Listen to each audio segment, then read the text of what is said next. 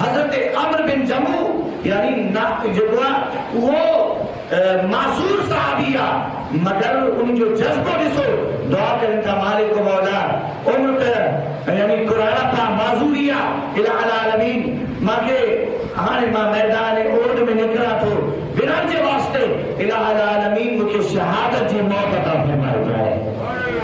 शहीद थिया मैदान ओड में हजरत अब्दुल्ला ये भी शहीद थिया। इन्हनि खे हिकड़ी कब्र शरीफ के अंदर रखियो वियो। वक्त गुजरी वियो ऐं वक्त वञी 46 साल गुजरी वियो। केतिरो अर्सो गुजरियो?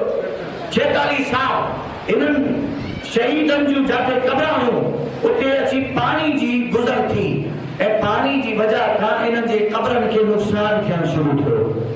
चुनाचे मुसलमान इहो जॾहिं ॾिठो कि सहाबा किराम अलैहिम रिज़वान जी कब्रां ये पानी का मुतासिर थी रहियो आहिनि त मुसलमाननि इहो फ़ैसिलो कयो कि असां इन्हनि खे कढे करे ॿी हंध जे मथां मुंतक़िल कयूं, ॿी हंध ते इन्हनि जी ख़बरनि खे मुंतक़िल कयूं।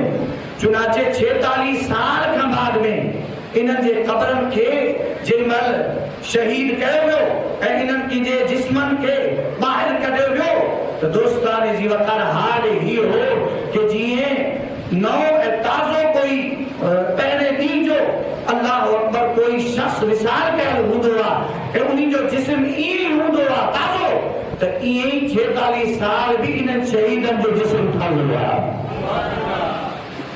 मुअत्ता इमाम मालिक जी हदीस आहे किताब जिहाद जे अंदर अल्लाह अकबर इमाम मालिक इन रिवायत के आंदो आहे कि इन्हनि मंझां यानी कंहिं इन्हनि खे जो कढियो वियो त इन्हनि मंझां हिकिड़े जो खून जेमहिल रसियो पए त उन पंहिंजे जिस्म ते हथ रखियो ऐं हाणे जेॾी महिल इन जे हथ खे हटायो वियो त उन जिस्म खां यानी हथ उन्हनि जो उन जॻह ते जीअं अॻे हुयो हाणे यानी जेॾी महिल उहे क़ब्रनि जे अंदरि रखिया वञनि पिया त हथ उन्हनि जो पास उन्हनि मंझां हिकु जो पासे वारी जॻह ते यानी ज़ख़्मनि वारी जॻह ते हथ रखियल आहे त 46 साल बाद भी उन्हनि जो हथ उन जॻह ते क़ाइम आहे, उन जॻह ते क़ाइम आहे।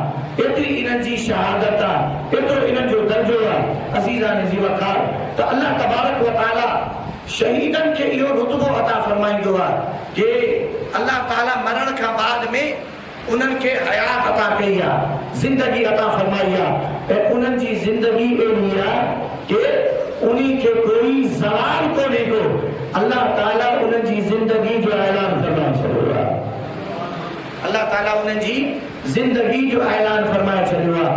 अगर अॻिते ॻाल्हि कयूं त छो जो टाइम तक़रीबन पूरो थी चुको आहे दोस्तानी जी वक़ार छो जो अञा मुहर्रम हली रहियो आहे। तव्हां इमाम आली मकाम रज़ी अल्लाहु अन्हु जी शहादत के थोड़ो पंहिंजे दिमाग में रखो कि शहीदन जी जिंदगी कहिड़ी जिंदगी आहे। अल्लाह अकबर के जिस्म त इमाम आली मकाम जो करबला ते आहे। अल्लाह अकबर सिर मुबारक तन खां जुदा है ऐं ज़ालमन जेको नेज़े ते रखियो आहे मगर नेज़े ते भी इमाम आली मकाम जे यानी सिर